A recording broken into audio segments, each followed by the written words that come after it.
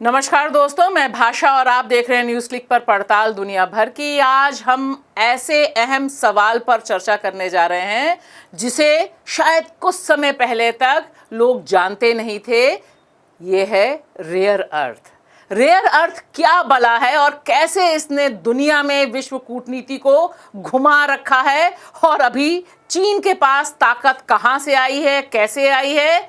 लेकिन सबसे बड़ा सवाल कि रेयर अर्थ कैसे दुनिया को एक ढंग से शासित कर रही है, इस पर हम चर्चा करेंगे। और दूसरा सवाल रहेगा गाजा में जो जेनोसाइड चल रहा है, अभी भी सीज फायर के बाद भी जो लगातार हमला इजराइल का चल रहा है, उसके पीछे क्या उसकी मंशा है, इस पर चर्चा करेंगे। और चर्चा करने के लिए हमारे साथ इस समय स्टूडियो में मौजूद हैं प्रबीर पुरकायस। प्रबीर, आपका स्वागत है।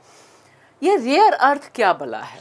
तो पहली बात है, रेयर अर्थ अंग्रेजी अगर देखें जी तो इतना रेयर नहीं है। दुनिया में डाइल्यूट परिमाण पे थोड़े से मात्रा में दूसरी चीज़ों से मिश्रित है, ख़ास तौर के सामुद्रिक सैंड से। हमारे यहाँ पर रेयर अर्थ मिलता, मोनोजाइट सैंड जो रेडियो एक्टिव सैंड है केरला में, वहाँ से मिलता है। और हम भी पुराने वक्त से वहाँ से रेयर अर्थ बनाते थे। पर जो इस वक्त चर्चे में है वो जिसको कहा जाता है हेवी रेयर अर्थ जी, वो बल्कि कम मात्रा में मिलता है। और मिलने की बात नहीं है, मूल चीज़ है कि वो कैसे आपको सेपरेट करेंगे। आप जो ओर है, जो भी ओर है आपके पास, वहाँ से कैसे सेपरेट करेंगे, उसकी पूरी सप्लाई चेन क्या है, उस पर किसका कितना कब्जा है। सिर्फ मिनरल नहीं, पर जो सप्लाई होता है बनने के बाद रेयर अर्थ की जो इस्तेमाल होती है। रेयर अर्थ की इस्तेमाल जो इस वक्त खास निशाने पे है वो है जिसको परमानेंट मैग्नेट कहते हैं। उनकी मैग्नेटिक क्वालिटी जो होती है वो आपका टरबाइन में, आपका जनरेटर में और बहुत सारे ऐसे चीज़ों में इस्तेमाल होता है। और दूसरा जो इसका इस्तेमाल है रेडार में जी, जो दोनों चीज़ की अहमियत सामरिक मिलिट्री यूज़ के लिए आपको मालूम है। तो आप देखेंगे जैसे F-35 फाइटर जेट है अमेरिका का, जी, उसमें यहाँ पावर यूएस डिफेंस, मतलब अमेरिका क्या डिफेंस में किस किस में इस्तेमाल ज़्यादा है और उसको डिस्कस बड़े बड़े चीज़ों को ही दिखा रहे हैं जी। जैसे इनकी हवाई जहाज है, फाइटर जेट, डिस्ट्रॉयर है जो आपका समुद्र में चलता है, टोमाहॉक मिसाइल्स है, दूर सबमरीन, हाँ जी, दूर मिसाइल्स, दूरगामी मिसाइल्स है जिससे वो दूर दूर तक वार कर सकते हैं। जी, तो इस पे लगता है 400 से ऊपर केजी, इसमें 2600 केजी और टोमाहॉक मिसाइल्स में 4600। किस किस की चीज़ में लगता है देख लीजिए। ड्राइव मोटर्स जो मैंने अभी जिक्र किया था, जनरेटर मोटर्स, रडार सिस्टम में लगता है ये दोनों चीज़ों में।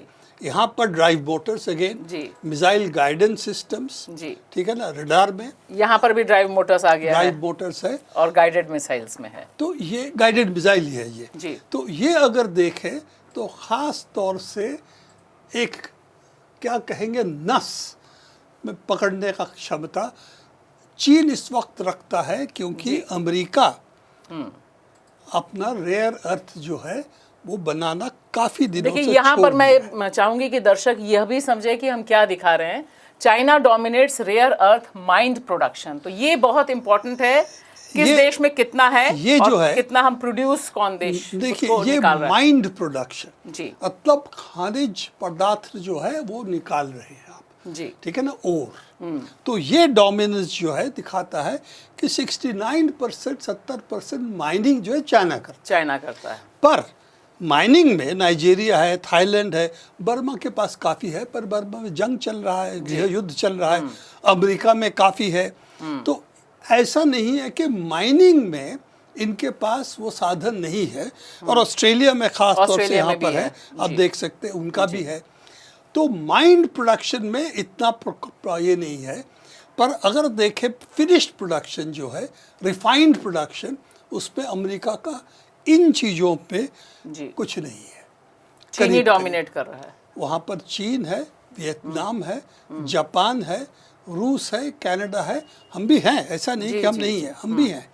पर अमेरिका करीब करीब उसमें कुछ नहीं, तैयब बनाता है।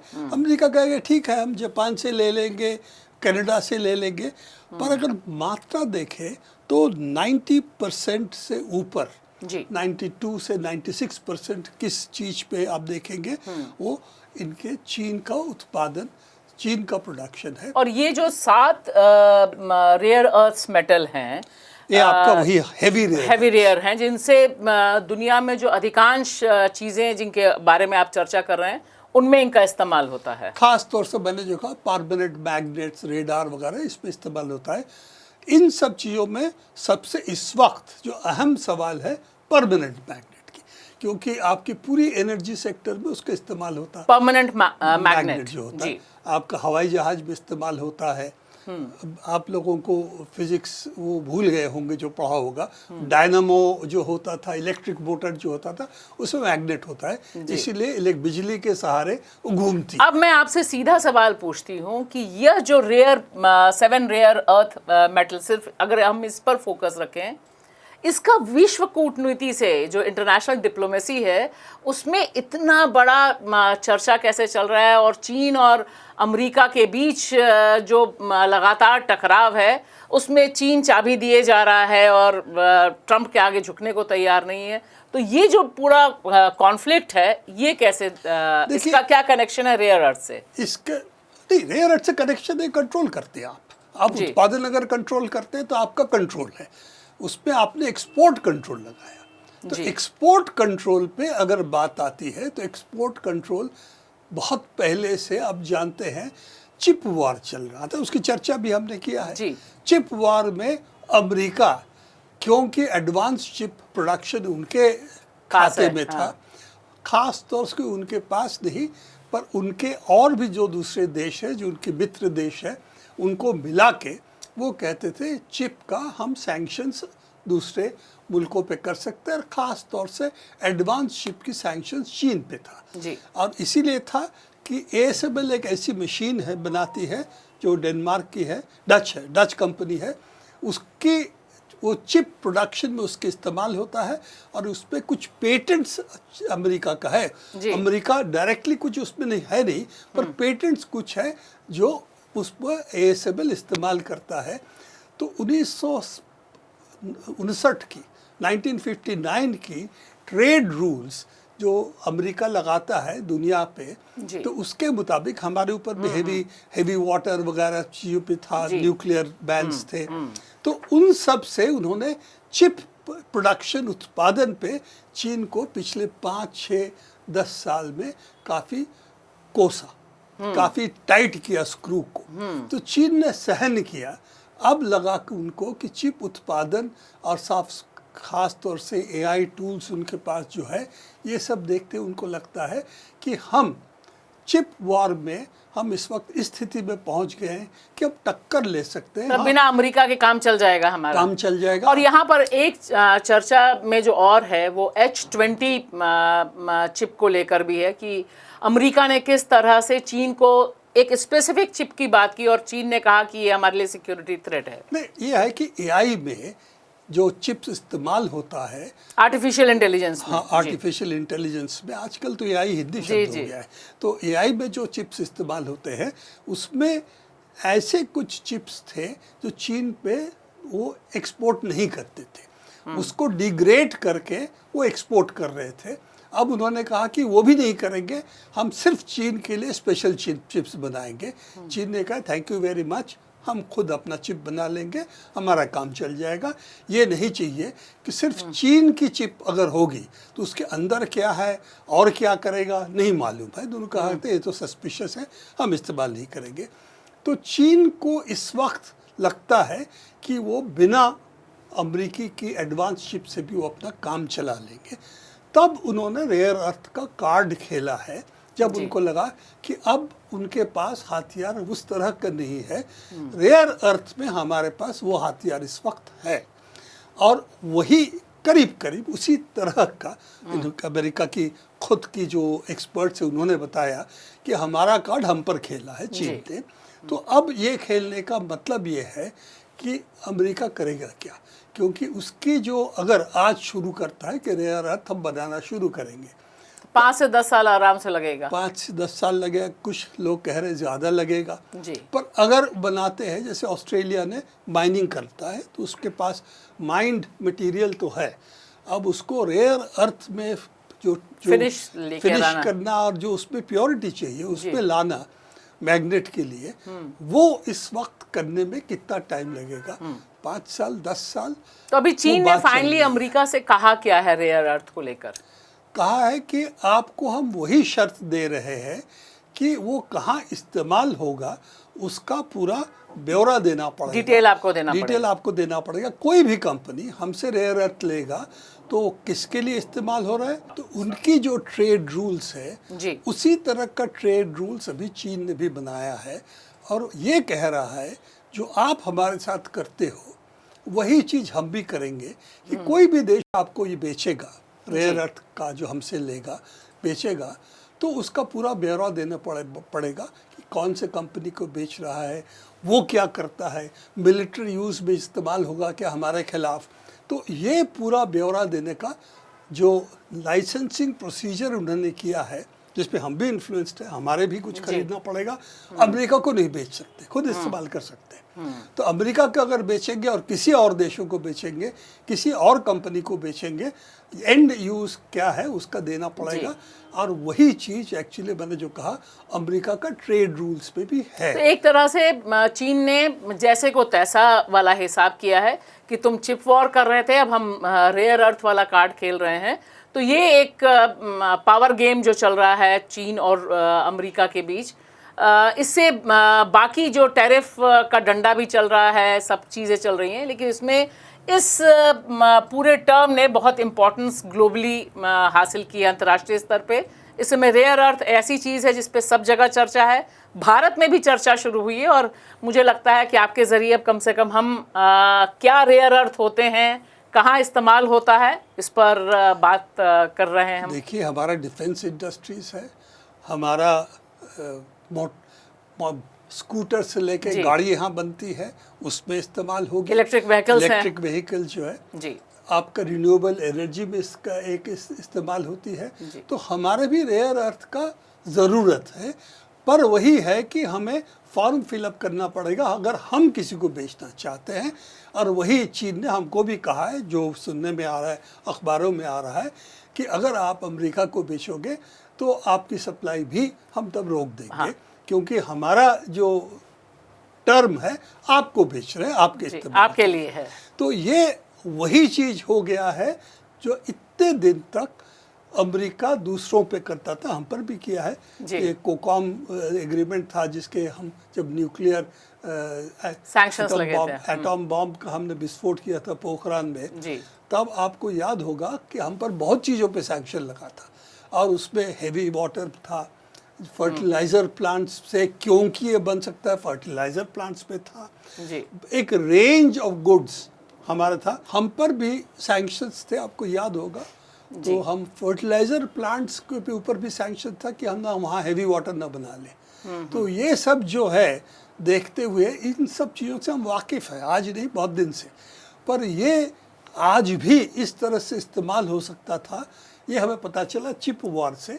अब चिप वॉर से रेयर अर्थ के वॉर में बदलाव हुआ है। अब हम चलते हैं अपने दूसरे अहम मुद्दे की तरफ, गाज़ा, फिलिस्तीन। वहाँ पर जो सीज़ फायर हुआ, सीज़ फायर के बाद आज की स्थिति क्या है, और उसमें भी बहुत ख़ास है प्रबीर कि जिस तरह से इजराइल लगातार हमला कर रहा है, वहाँ की पार्लियामेंट अपना डिसाइड करती है कि वेस्ट बैंक पर उसे कब्ज़ा करना है। यह जो सारा दृश्य चल रहा है इस समय गाज़ा में, क्या स्थिति है? मैं आपको थोड़ा सा हमारा जो काम है वो करते हैं, मैप से क्या दिखाना चाहते हैं। तो ये है इस वक्त ये जो आपको येलो लाइन दिख रही है जी, ये है जो अभी तक इजराइल के कंट्रोल में है। ये 56% करीब 50% से ज़्यादा इलाका दिख ही रहा है, ये इनको कंट्रोल में है।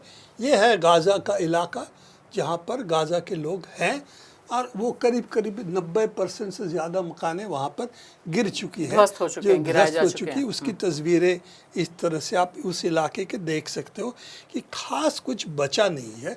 हर जगह पे तस्वीर यही है कि मकाने गिर चुके हैं। हाँ। जैसे मैंने कहा 90 से ज़्यादा % मकाने वहाँ पर गिर चुकी है।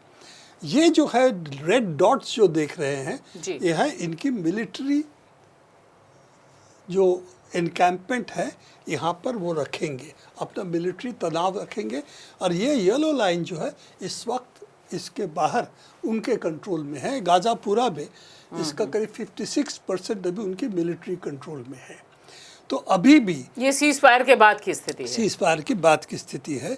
गाज़ा की पॉपुलेशन जो यहाँ है, और ये जो 56% एरिया है इसमें एग्रीकल्चर होता था पहले, वहाँ पर खेती एकदम बंद है। तो गाज़ा पूरी तरह से बाहर की जो रसद आएगी, सामान आएगी, उसी पर निर्भर है जीवन यापन के लिए। पानी का जिक्र हमने पहले भी किया है कि पूरे वो पानी का जो सिस्टम है वो खत्म कर चुके हैं। अब वहाँ पर खाने के लिए जो जाएगा, पानी जाएगा, दवाई जाएगा, जो दैनंदिन जीवन के लिए ज़रूरी है, और ईंधन फ्यूल ये जाएगा, जो वो आपके जाएंगे। उसके जो कुछ क्रॉसिंग्स है उनसे उनको जाना है। और अभी तक यूएन को कहना है कि इन क्रॉसिंग से जो जा रहा है उसका जो रसद पहुंचना चाहिए करीब 20% से भी कम पहुंच रहा है। हाँ, लगातार खबरें आ रही हैं कि वो जाने नहीं दे रहे हैं, बाहर खड़ा हुआ है, तस्वीरें भी आ रही हैं, सारी चीजें।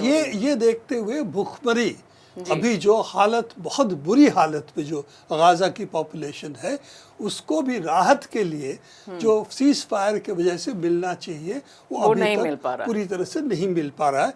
यूनाइटेड नेशंस की बहुत सारे स्टेटमेंट्स आ चुके हैं। तो ये जो आप कह रहे हैं कि एक तरफ तो जाने नहीं दे रहे, और दूसरी तरफ जो दिखाई दे रहा है प्रबीर, जो काफ़ी चिंता का सबब भी है कि सीज फायर होने के बाद भी, और यहाँ तक कि जिस समय सीज फायर अनाउंस किया गया था उस दिन भी बमबारी इजराइल ने नहीं रोकी थी, और अभी भी जो एयर स्ट्राइक्स हैं वह चल रहे हैं, लोग भाग रहे हैं जान बचाने के लिए। देखिए, दो तरह की चीज़ें यहाँ पर अभी है। एक तो है रसद, खाने का सामान नहीं पहुँच रही है, कोई भी एयर ट्रक होगा भगदौड़ मचेगी, उसमें जो क्या कहेंगे बाहुबली जो होंगे वो कब्जा करने की कोशिश करेंगे। उसलिए गैंग्स निकल रहे हैं, ठीक है ना, जो इजराइल के समर्थन से काम कर रहे हैं, ताकि हमास और दूसरे जो ताकत है जिनके खिलाफ लड़ाई की है इजराइल के खिलाफ, वो इसमें ना आए। तो एक तो कोशिश इजराइल का ये है। दूसरी बात है कि यूनाइटेड नेशंस की डायरेक्ट कंट्रोल में ये नहीं हो पा रहा है। तो ये दोनों चीज़ है। और वहाँ का सिविल एडमिनिस्ट्रेशन जो हमास के पास था, उसके जगह पर वो और किसी को बैठाना चाहते हैं जो फिलिस्तीन के, वहाँ के गाज़ा के पॉपुलेशन के लिए मंजूरी में नहीं मिलेगी, किसी भी सूरत में उसे वो मानेंगे नहीं। क्योंकि वहाँ से जो इन्होंने इजराइल का साथ दिया इस नरसंहार में, उनके साथ मिल के कोई कुछ करना चाहे तो वो आम जनता के लिए वो कभी भी स्वीकार नहीं होगी। तो वो चल रहा है। और इसीलिए कैटास्ट्रॉफिक जो हंगर है उसका कुछ राहत तो मिला है, ऐसे नहीं कि कुछ नहीं मिला है, पर अभी भी जिस स्केल से मिलना है वो बहुत बाकी है। ईंधन अभी तक नहीं पहुंच रहा है, पानी पीने का, दवाई, और ख़ास तौर से मासूम बच्चों की जो हालत है भुखमरी की। हालांकि हमारे यहाँ भुखमरी की तस्वीर और भी होती है तो इसीलिए हमें इतना नज़र नहीं आता है, पर अभी भी भुखमरी और फैमिन जो यूनाइटेड नेशंस में कहा है, कुछ पुश्तों तक उसकी, कई पीढ़ियों तक उसका ठप्पा रहेगा, कई उसका असर पड़ेगा। तो ऐसा लगता है कि गाज़ा में अभी बहुत से दांव खेले जा रहे हैं, क्योंकि जब हम आपसे बात भी कर रहे हैं उस समय भी कि जिस समय हम ये सब बात कर रहे हैं ठीक उसी समय सीज फायर हुआ और इजराइल पार्लियामेंट ने वेस्ट बैंक को लेकर एक ऐसा प्रस्ताव पारित किया जिस पर अमेरिका के उपराष्ट्रपति को कहना पड़ा कि ये इंसल्ट है सीज फायर की, और वेस्ट बैंक पर किस तरह से कब्जा करेंगे, क्या डिज़ाइन है, वह सब इजराइल के पार्लियामेंट में सारा का सारा कच्चा चिट्ठा पेश किया गया। उसको जो प्रस्ताव पारित किया साफ है कि वेस्ट बैंक का अस्तित्व ख़त्म कर दिया जी। कहा कि वेस्ट बैंक में पूरी तरह से सत्ता रहेगी इजराइल की। इजराइल का भी शेयर्ड सत्ता है कि वेस्ट बैंक में अभी भी जो पैलेस्टीनियन सरकार है जी। उसकी कुछ पावर्स है, वो ख़त्म करके कहा कि कोई पावर नहीं होगी, पूरी तरह से इजराइल की सरकार की ही वहाँ चलेगी, इजराइल की कानून ही वहाँ चलेगी, फ़िलिस्तीनी इलाके में अलग कानून है वो नहीं चलेगी ज़मीन को लेकर। तो इसका मतलब है पूरी तरह से सेटलर कॉलोनियल राज जो हम कहते हैं वो वहाँ अब कायम रहेगा।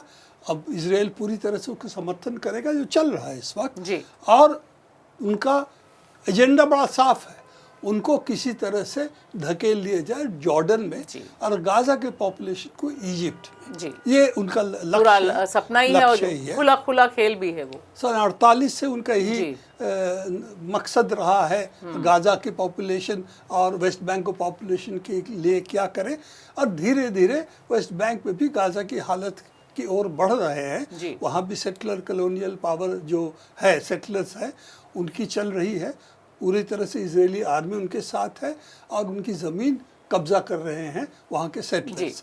तो ये तस्वीर जो है उसको देखते हुए अमेरिका ने भी कहा है, वांस ने कहा है कि ये थोड़ा ज़्यादा हो रहा है। सवाल है कि प्रश्न चिन्ह अभी भी ये है कि वहाँ पर होगा क्या, और क्या गाजा में वेस्ट बैंक में जो 2 स्टेट सोल्यूशन 98 से चले आ रही है जिसकी बात, ये क्या ख़त्म करके अब सिर्फ इजरायली आधिपत्य रहेगा यहाँ पर और फिलिस्तीनियों का सिर्फ एक सेकंड क्लास सिटीजन बन के रहने का अधिकार होगा और कोई कानूनी अधिकार नहीं होगा। क्या वही चीज़ इसका ट्रंप के जो कहते हैं पीस प्लान से कि यही निकलेगा, ये प्रश्न चिन्ह है। और ये सही है, ये सीज फायर है, कोई पीस प्लान नहीं, शांति का प्लान नहीं, शांति का प्लान नहीं है, ये सिर्फ सीज फायर है। गोली चलना सामूहिक स्तर पे बंद हुआ है, पर शांति की तरफ तभी बढ़ सकते हैं जो पैलेस्टीनी जनता की वेस्ट बैंक हो, गाजा में अपना हक मिले, और अपना हक मतलब स्वायत्त मिले, सॉवरेनिटी मिले कि हम अपना राज चलाएंगे। हमने बहुत सारे मुल्कों ने स्वीकार कर लिया फिलिस्तीन को एक स्वतंत्र देश के तौर पर उसके साथ साथ होगा कैसे? आर्म्स अभी भी आप इजराइल को दे रहे हैं। जी। तो ये स्वीकृति जो आपने दी ये तो सिर्फ दिखाने ढकोसला है। तो ये सवाल अभी भी है कि भविष्य क्या बताएगा, और इस पर भविष्यवाणी करना बड़ा खतरनाक है। जी, बहुत बहुत शुक्रिया प्रवीर।